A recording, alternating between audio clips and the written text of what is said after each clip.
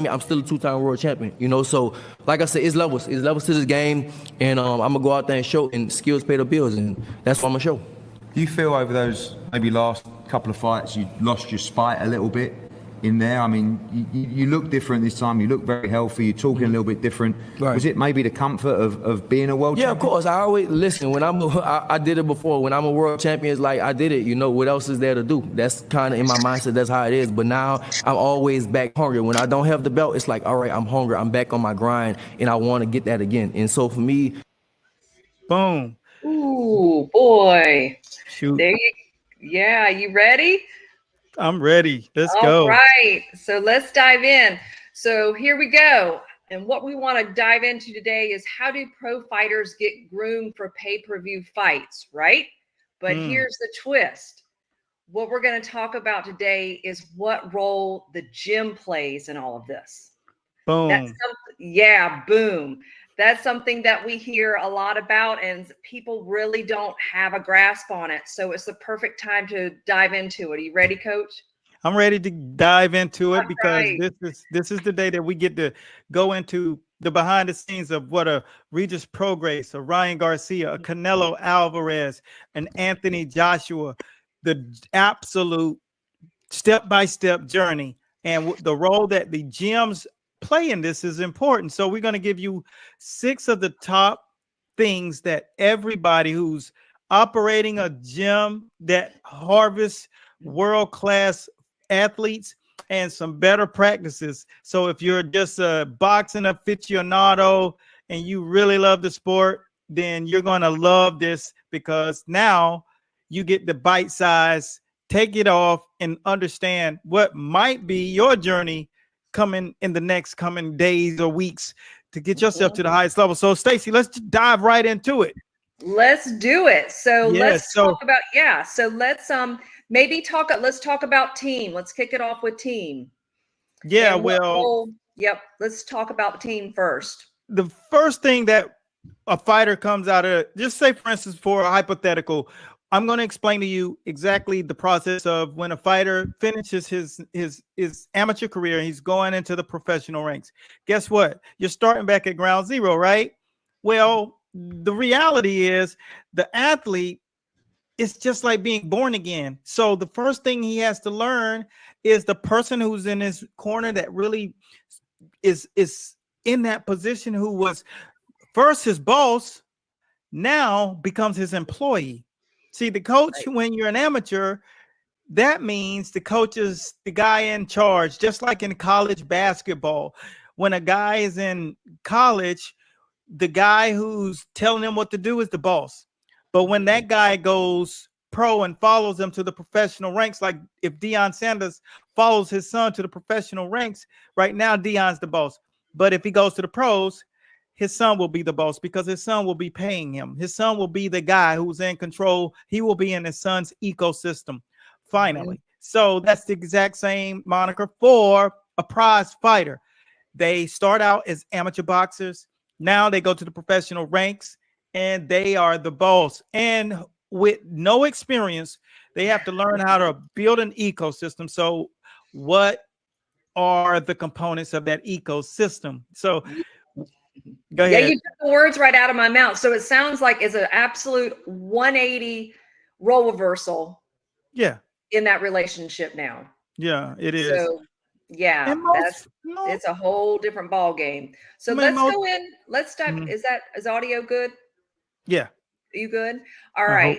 So let's start with the management side of things and the role the manager plays at this point in time as you transition out of the amateurs into the pros.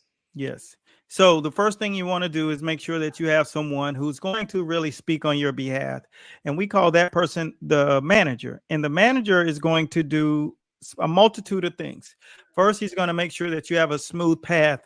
Number 2, he's going to make sure that you are conscious of what has to be done. Now, in my experience over a lot of decades in the sporting world, that a lot of managers this is where you see them drop the ball a little bit, because they do get busy and there is so much for them to harvest and manifest on their plate. But lo and behold, when you see a guy come across who takes over an industry like Al Heyman did, and he managed this whole promotion, and you don't see guys like that every once in a while. But for the most part, the manager is just your eyes and your ears. He gets you in conversations and in places that you're not allowed. And that's the role of the manager. They make sure that the matchmakers are kind of conscious of who you are. And so it's really their responsibility to really make sure that the matchmakers are clear of what you guys need. Because see, the matchmaker is the person that has to craft how you're going to get to the top. And that's what's going to be so good, because we have an actual guy who just got a contract, and we're going to talk about that at the end of the show, which the show will be 15 minutes. So just hold tight. It's going to be a beautiful conversation. Go ahead, Stace. All right. So here's what comes up a lot in conversation. We were just talking about this yesterday. The role between the trainer and the head coach. Mm-hmm. You and I know they are not the same thing. So let's bring our audience into that just a little bit. And let's talk about the separation of those roles and the specificity of those roles, so everybody can be super clear on that. That's a perfect segue. So the number two thing, and I want this to help the guys who are considering being a trainer or who fought before and want to train. Here's the deal. There's always been a blurred line there. And so our job is literally to come here and make sure that you really understand the two differences between these positions. Now, the first thing that a trainer must do in the sport of boxing is he's responsible for every single thing that's about the training within that boxing gym.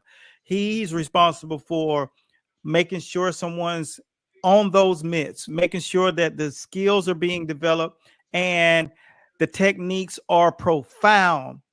And that's what his job is. He's the trainer. So he's the one that's taking the fighter and really making it clear what his real job is.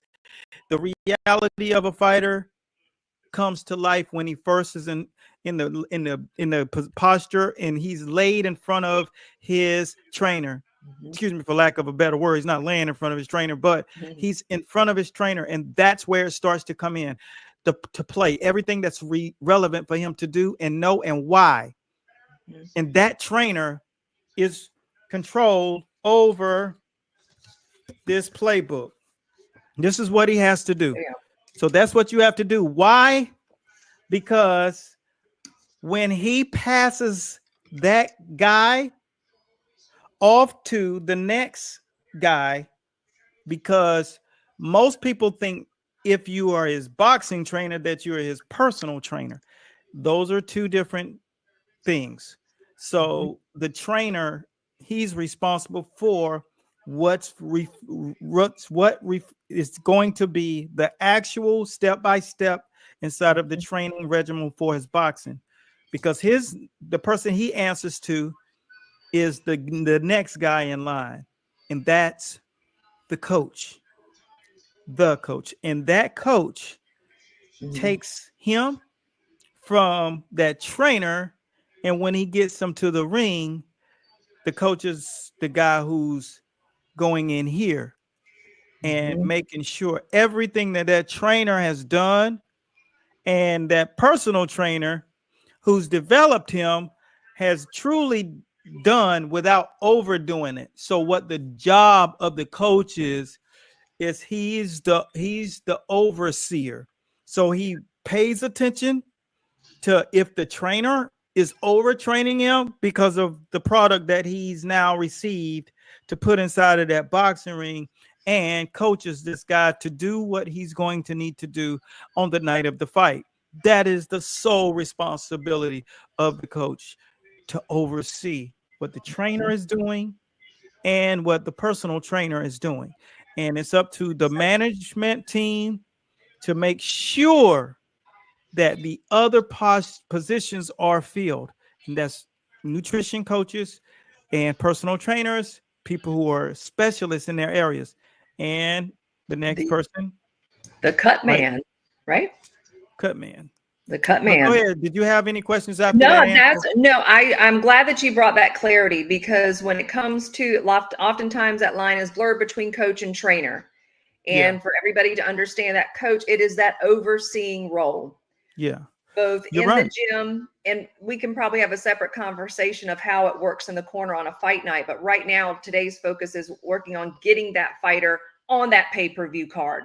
Yes. What kind of team does it take? What role does Mhm. the gym play? So let's segue. Let's talk a few minutes about the cut man. I just want to make sure that anybody out there, do you know someone who's in a gym right now? And you can write this in the comments. You don't have to say any names. But if you have someone that's multitasking, like they're training, their personal training with the same person, and their head coaching the same person. If you know someone who's doing that, just put yes in the comments, or not really, or yeah, it's me.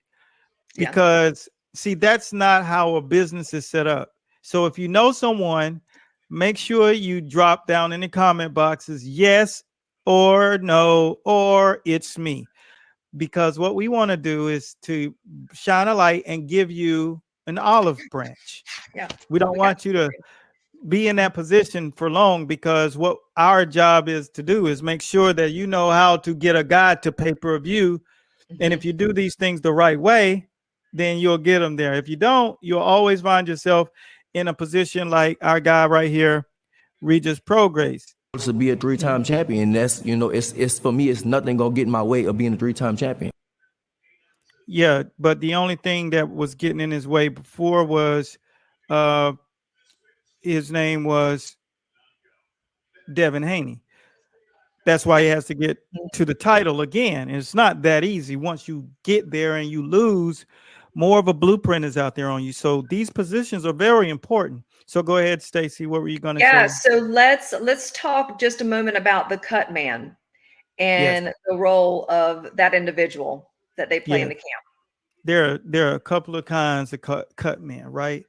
There's a guy that when you come to the fight and you don't have one, like one of our coaches went to his fight, and I didn't sign off on this guy taking a fight for his fighter because the contract wasn't done right. And we'll get into that another Yeah, we day. will. Yeah. But the contract was done in a manner in which the monetary value wasn't placed upon what it really reflected. Okay. Because we have 750,000 people on Facebook and 290,000 on Instagram. And just those two alone, we're over 1.1 million followers, right? See, the reason why that's important is because if you're under our banner, we promote your fight. Yeah.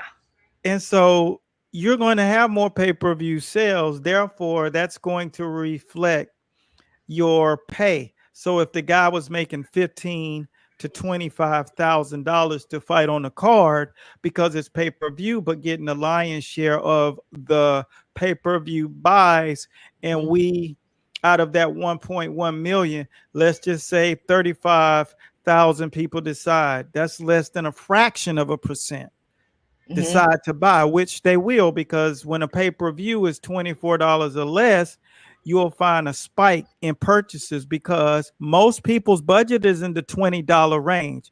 Hear me now. This is real mathematics. So if we get 30 to 35,000 people to buy, he should get the lion's share of that purse. And that purse being at least 45% of the pay-per-views, because that's the reason why they got those pay-per-views. And so he should get a minimal of an additional $60,000. Yep. Period. Right. So now we're talking about something that makes sense for the athlete, something that makes sense. So that's why it's important to have these things intact. But he didn't. And so the night's tough. And then you go through this rugged conversation. I mean, this rugged night, and the value of your fighter goes down because he goes through a war. And we have to make sure we keep the integrity of the game intact. So the cut man, our fighter was so enthralled and so overwhelmed because we told him, once you come through our school, we're going to get you from amateurs to pros. Mhm. Without saying this and going in grave detail, and like I said, if you guys know someone that's currently fighting, please drop their name, tag them down in the comment boxes, or share this post to their timeline. Do that for me, because what we want to do is make this a congressional meeting of sorts. We Mhm. want everybody to really learn what they're doing right and what they're doing not so right. Yeah. So he was so excited, but I told him, you're going to get onto a pay-per-view card. We're going to show you the pathway to grooming a fighter. Before he even knew it, Austin Trout was even showing up in his camp. And this is what brings so much light on the game of boxing, because once you work hard and then you have a pathway, it all comes to you so much faster. And it came to him so fast that he didn't even realize going into the fight, because he didn't call me the day of the fight like he's supposed to. He didn't even have his cut man in place. So they had to get a cut man from the fight. And there's that kind of cut man that's on what we call standby, right? Yeah. And the standby cut man literally is at the fights waiting to make $5,000 to $10,000 for one night, right? Yeah. Because of the specialty. And Now they get that's it. that's not the cut man you want, because the cut man doesn't know your fighter. He doesn't know how much scar tissue he has. He doesn't know how easy the guy is to cut. And you want that relationship built. Yeah. Let me know if you got, drop down in the comment boxes if you've seen a fight where the guy got cut really bad, right? Mm-hmm. And you either seen a cut man do good, or if that cut man just didn't do good at all and the guy continued to bleed and swell. Remember one fight that the guy literally bled. I can think of one that it was just crazy, where Hasim Rockman versus Evander Holyfield was the one I'm putting down there. So put mines down as Holyfield versus Rockman, where he got the biggest hematoma on his head. And you know how preventable that was? Not too preventable. There are those situations. Fernando Vargas versus Shane Mosley, the first one, Mm-hmm. his eye was so swollen. If you look up that, and that's because lack of understanding how to be the cut man that night. Yeah. So in a real camp, when you hire him, Stace, That's why I was just getting ready to ask. I'm picking up. It really matters that your Yeah. team knows the athlete. if Because they if don't not- know when they don't know that's just like you trying to be a dietitian to someone that you don't have data on. You're just telling them to eat something.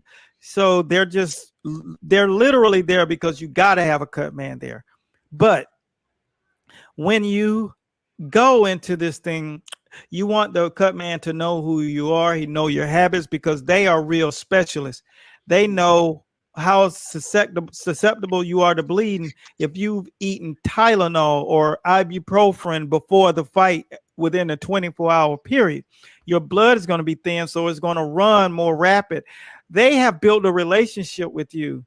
You know, they know you, and then they know how to operate on you accordingly. So recruiting these guys, you'll find the connection between you and them, because most of these people are impressionable. They know what they do. They're skilled individuals, and you want to hire them. And that's a little percentage of your purse. So with that being said, it's all about connection and relatability. And when you're in that fight, you're like, man, I can hardly see out of my eye, when they might not know that just on the amount of blood and ointment going into your eyes. So it's good to have somebody that you can communicate with. So Excellent. hopefully that was something really good. I'm No, gonna give you a that's quick super. story if you have another. If you have a second, I'll tell you a story. Go for it. Yeah.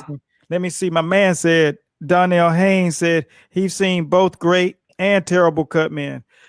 If you know someone, Donnell, drop them down in the comment boxes, because I want to find out from people, what situations have they noticed in this boxing game where they just know, is that guy a professional, or have they just hired somebody just for by chance? You know, because that's really a lot of the situations, because fighters aren't explained how they should accrue their team. And so that's where you want management to come into play. But see, the first time I'm from the medical field, so I knew how to stitch. I know how to do everything when it comes down to injuries. Yeah. The thing about it is, I must give a shout out to Rashad Holloway, who was one of the guys when I first did it. I basically learned more from Rashad than I learned from most people, because he was so experienced in the sport by then at a high level, right? He was Manny Pacquiao's chief sparring partner for years. Yeah. And so I did his corner and I worked the corner, and just on the spot of the night, they were like, "You be his cut man." See, I know how to handle situations, but there's a process in which you do in swell, right? You do the in swell first, after ice and in swell, and then Vaseline. But I didn't know the order that it was in. And so when I did it wrong. He was like, "No, coach," because he know I know what I'm doing when it comes down to it. But there's an order. And so here I am, supposed to be this expert. But like I said, everybody who's an expert, when it's all boiled down to the test, you don't know shit about boxing. And I thought of myself as a savant. But the reality is processes are in place for a particular reason. I don't care how many people you've stitched up and how many people you've taken off their leg, or how many elbows and shoulders you've given arthroscopies to. When it comes down to a corner in a fight, you got to do the inswell first and then the Vaseline. So that's a quick story for you guys. That's a good one. Yeah. And I was going to say, do you remember back during COVID? Like, I think it was like the very beginning of COVID, we had Joseph Clifford on the show. Yes. And he's known as the Irish cut man. And yeah, you talk about a specialist, that guy's maniacal. And just like we are passionate about changing trainers and gym owners' programs and their business, he feels the exact same way of getting things right on the cut side of the world. So it's a real area of specialty. It's a specialty, man. And those guys are very prideful. They're very prideful. So we'll move to the next one. And guess here's what's next is, Stacy, do you have it up there? I have the last little bullet. I have the role of the advisor. We Yeah. kind of talked all around it, but let's separate the advisor from the manager. The How about that? advisor will always be the person to whisper in your ear and speak from a non-biased point. If you have that person should have experience at least a decade, because you have to have seen situations. Everything seems like it's right when you're in the moment, but we got to remember there's a lot of impulse happening. So when you're talking about having an advisor, this is one of the roles that I played out for a team of fighters out in California. They were all in that bubble with Manny Pacquiao. And that was my role for those guys, was advisor, because I couldn't literally be back and forth there all the time. So we hopped on calls and we did these kind of in-depth conversations on, what should be my next move. And one time, one of our fighters was helping Sean Porter in camp. And Sean Porter was about to fight for the WBO or was the WBC, and it was the IBF. And I said, I think instead of fighting yourself, I think you should literally help them in camp. And lo and behold, Sean Porter wins the title and gives Rashad all of the credit. You can find that video on YouTube. And that was advice that I gave my former fighter was sometimes you got to ride off in the sunset with a different hat on. And so he did. Yeah, and he did. Excellent. And the rest is history. He ended up managing a multitude of other fighters, opening up gyms out in California, then being a head boxing coach for Tony Ferguson in the UFC, multiple glamorous nights with that ranger and just continue to do the same thing. So sometimes our career takes a trajectory, and that was my role, is to advise him what I felt was best. But not only did I advise him there, he actually took a turn in his career and it ended up becoming superior. And he's going to be a Hall of Famer because they went on a run as a boxing Nice. coach, as a fighter, in the UFC as a coach, and that's legacy. So Okay. yeah, you need an advisor, someone who has a non-biased approach and a point of view for you. So Perfect. get So I one. think we're kind of, yeah, I think we're kind of nearing towards the end. Do you see something on your end? No, so but the bottom line was just make sure you have these people in camp, because the role that the gym plays is we want to make sure that the gyms are conscious that you have to have positionings for these individuals when they come in there, because if you are running a pro-am fight gym, that means a gym that literally has pro fighters.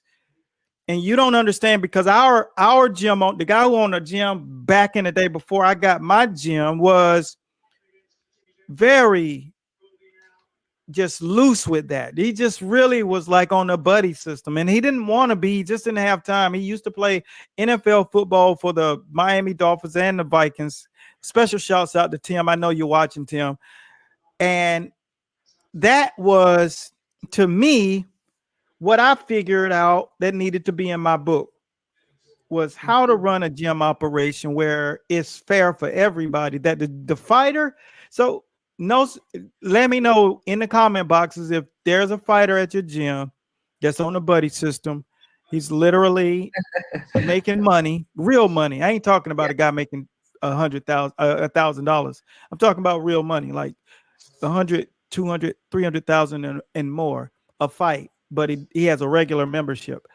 So that doesn't work out for the gym, because most fighters feel, or they felt like, and athletes feel like this, they're entitled, that they shouldn't. But the reality is, if you pay the gym increases and improves. They hire better people. They get you into a position in a fight game that you would have never gotten. So think about, you're part owner of that gym, literally, because you're in the biggest investor. So you're basically buying shares in the gym, and they're going to make sure you got the proper nutritionist, because this is what happens if the gym dues are paid for the fighter. The gym dues are paid for a fighter with a contract. They can actually hire proper nutritionists to have on board, nutrition coaches. They can hire strength and conditioning coaches to have on board, and it's not the boxing trainer, because I appreciate the boxing trainers. You are not physiologists or anatomic experts. Yeah. Even though you understand fighting, that's a different skill set. I would never ask a pilot that flies a 747 to do brain surgery on a grandmother that I know. Yeah. Even though they both are astute at what they do, it's two different animals, and you must respect the two. Personal trainers, they come into the field to make money. Boxing trainers come into the field to serve a purpose of passion projects. Basically, they want to help and save and do this for kids and make sure that, kids have a place to go. But that's not a business, right? So you got to realize, the more that vested interest that they have in the athlete doing it right, the more of an awesome experience the athlete's going to have, not having to try to find personal trainers or strength and conditioning coaches, nutrition specialists, and people who bring value to him. You want that all encompassed in one place. I mean, how does that look?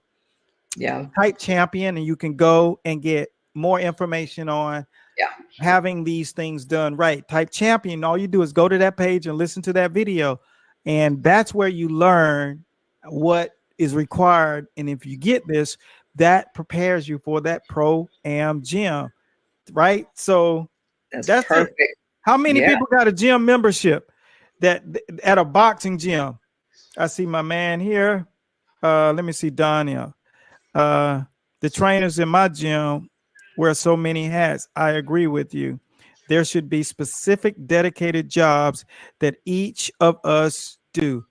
Okay, so we had over, when it comes down to numerically, we had a lot of world champions come into our training camps, right?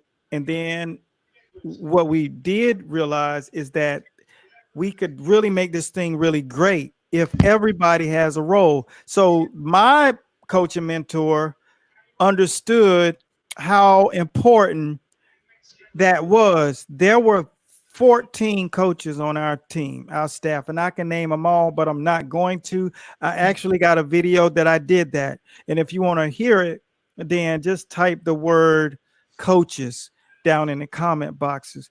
But the reason why that was is because there were that many roles, because the mid guy is not the guy that's working with the fighter on the ring. You get what I'm saying? And there's a reason for that. And you got to have people in their best light. And when you're working with pros, everybody's okay with waiting for that payday to come, because you're building a guy to break through the situations that are plagued in most gym atmospheres, which is lack there of revenue. So once we started figuring out back in the day, it's a great thing to have coaches on board that have been there, done that. Then that's where you start to have super successful camps. We had so many people playing the right role. Go right? figure. And if you got the guys playing the right roles, and it's going to be a lot more people volunteering. You got to, like coach, coach under our banner, I said, you got to hire more people to come and play roles. You're not trying to have people come on board and just work for free forever, but there has to be a convolute effort to bring something to your city that will bring value. You can't expect to just get to a place where you're never going to hire anybody or bring any other people in because you're just afraid to ask. Don't do that. Be smart. Yeah, Be smart. we've seen that time and time again. Or Yes, there's I feel like a lack of control, and this Yeah. isn't something we're going to dive into today. With all these roles that you were saying, there's a way to lay it out. There's a way to have it buttoned up. Correct? Are you looking Yes. for a video? I was actually looking for the Pro-Am bid, but I can't seem to put my hand on it, but it's all good. I've been trying if you're on Facebook or Instagram, what are you saying? Getting them to the Pro-Am Gym page? No. I was just talking about the literal video that speaks just directly to that. But, lo and behold, I'm always going to miss it because I'm just slow like that some days. But just the reality, if you're in the gym game and you don't know how to bring those guys in, set up a conversation by just typing in the comment boxes, champion. That's all you got to do, and just follow that prompt.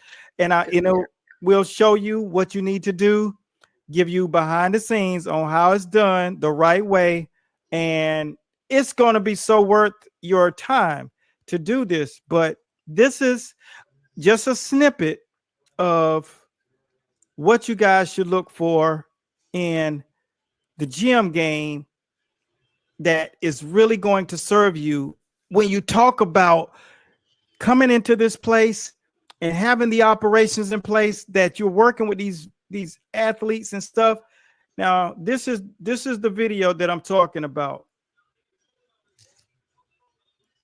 Shaping the future of boxing, starting your own Pro-Am boxing program is easier than ever. Your ticket to the big leagues. Imagine hosting epic events, building a community, and creating a boxing mecca in your hometown. Discover and mold the next generation of champions.